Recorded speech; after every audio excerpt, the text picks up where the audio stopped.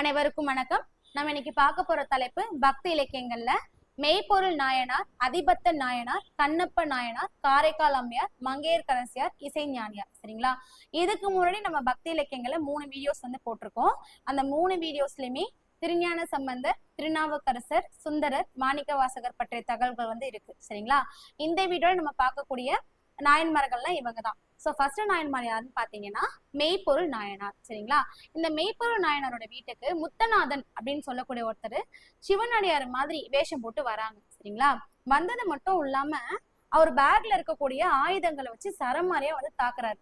இப்ப இந்த மெய்ப்பொருள் நாயனார் என்ன பண்றாரு, எதுவுமே பண்ணாம அமைதியா நிக்கிறாரு. அதுவும் எப்படி நிக்கிறாரு, ரத்த வெள்ளத்துல நிக்கிறாரு.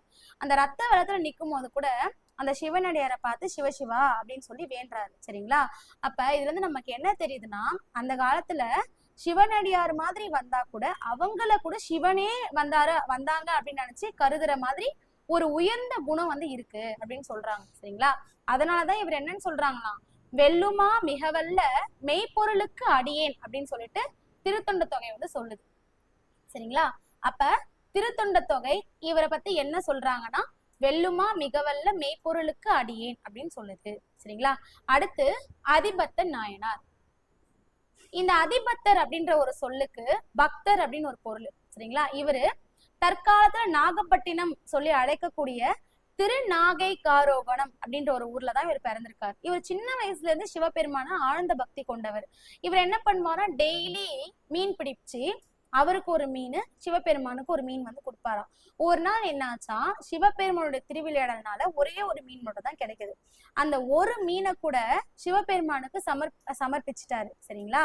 அவர் அவ்வளவு பசியில இருந்தா கூட சிவபெருமானுக்காக ஒரு மீனை கொடுத்ததுனால அவர் சிவபெருமானால அன்னைக்கே முக்தி அடைஞ்சிட்டாரு அப்படின்னு சில இன்ஃபர்மேஷன் சைவ மரபு வழி செய்திகள்லாம் சொல்றாங்க. சரிங்களா?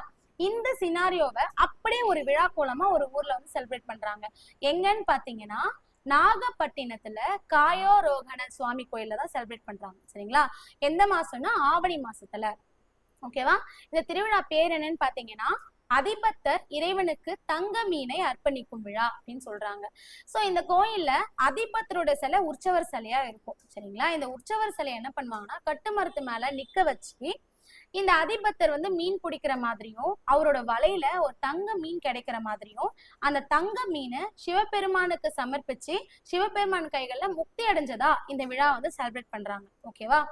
அதுக்கு அடுத்தது கண்ணப்பன் நாயனார். சரிங்களா? இந்த கண்ணப்பன் இருக்காருல்ல, இவர் இவருடைய இயற்பெயர் பாத்தீங்கன்னா திண்ணன் அப்படின்னு சொல்லுவாங்க. இவர் ஒரு காடன், வேடுவன் இல்லையா? இவர் வேட்டையாட போகும்போது ஒரு சிவலிங்கம் கிடைக்குது. அந்த சிவலிங்கத்து மேல இவர் அபிஷேகம் பண்ணி மலர் இலை இதெல்லாம் வச்சு அர்ச்சனை பண்றாரு. அர்ச்சனை பண்ணிட்டு ஒரு இறைச்சியும் இவர் படைக்கிறாரு. ஓகேவா? அப்ப ஒரு அந்தனர் இதை பார்த்துட்டு, இதெல்லாம் எவ்வளவு பெரிய தப்பு, சிவபெருமான் நான்வெஜ்ஜே சாப்பிட மாட்டாரு, இந்த மாதிரி இறைச்சி படைக்கிறியே, சிவபெருமான் கண்டிப்பா ஒரு நாள் தண்டிப்பாருன்னு சொல்லிட்டு பயங்கரமா வஞ்சிக்கிறாரு. சரியா?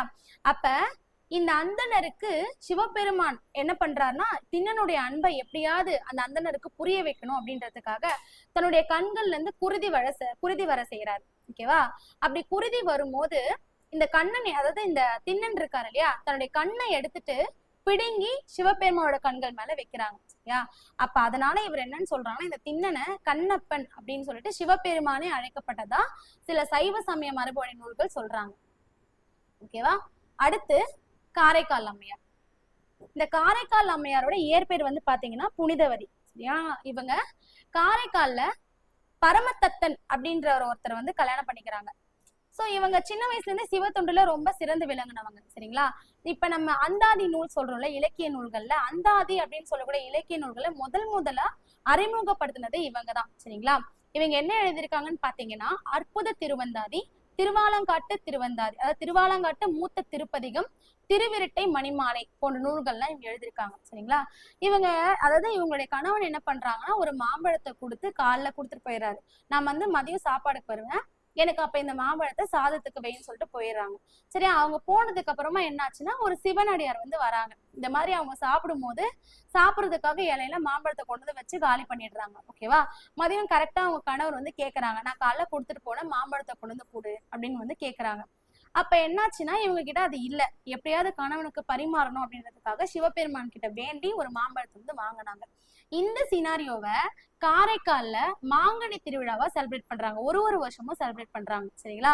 அதாவது இந்த காரைக்கால் அம்மையார் சிவபெருமான் கிட்ட மாம்பழம் வேண்டி நிற்றதாகவும் சிவபெருமான் மாம்பழத்தை கொடுக்கறதாகவும் இந்த விழா வந்து கொண்டாடுறாங்க. ஓகேவா? அடுத்தது மங்கையர்க்கரசியார். இவங்க யாருன்னு பாத்தீங்கன்னா மாரவர்மன் அரிகேசர பாண்டிய மன்னன் இருக்காங்க இல்லையா, அவங்களோட மனைவி இந்த மங்கையர்க்கரசியார். இவங்க என்ன பண்றாங்கன்னா, எப்படியாவது தன்னுடைய கணவனை சமண மதத்துல இருந்து சைவ மதத்துக்கு மாத்தணும் அப்படின்றதுக்காக திருஞான சம்பந்தரை திருமறைக்காட்டுல இருந்து வர செய்யறாங்க. எப்படியாவது என்னுடைய கணவன் வந்து மாத்திருங்க அப்படின்னு சொல்லி கேட்கும் போது திருஞான சம்பந்தர் மாரவர்மன் அரிகேசர பாண்டிய மன்னனை சமண மதத்துல இருந்து சைவத்துக்கு மாத்துறாங்க. சரிங்களா? இசை ஞானியார். இவங்க சுந்தரருடைய தாயார். சரிங்களா?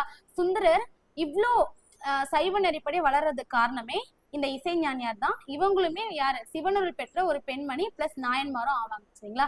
இன்னைக்கு இந்த வீடியோ யூஸ்ஃபுல்லா இருந்திருக்கும். நாயன்மார்கள் வீடியோ முடிஞ்சிருச்சு. தொடர்ந்து பக்தி ரேகைகளை பத்தி தெரிஞ்சுக்கணும் அப்படின்னா சேனலை ஃபாலோ பண்ணி பாருங்க. தேங்க்ஸ் ஃபார் வாட்சிங்.